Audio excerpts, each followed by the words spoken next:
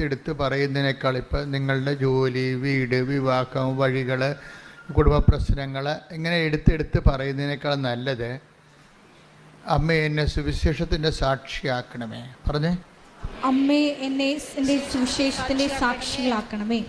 അപ്പം നിങ്ങളവർക്കും സുവിശേഷത്തിൻ്റെ സാക്ഷി എന്ന് പറയുമ്പോൾ ഇങ്ങനെ ഇവിടെ വന്ന് സാക്ഷ്യം പറയണത് മാത്രമാണ്. അതല്ല, നമുക്ക് സുവിശേഷത്തിൻ്റെ സാക്ഷിയായിട്ട് ജീവിക്കാൻ പറ്റും.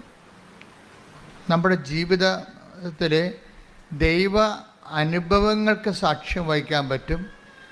ദൈവവചനത്തിന് വിധേയപ്പെട്ടുകൊണ്ട് സുവിശേഷവിഹിതമായ സമീപനത്തോടെ നമ്മൾക്ക്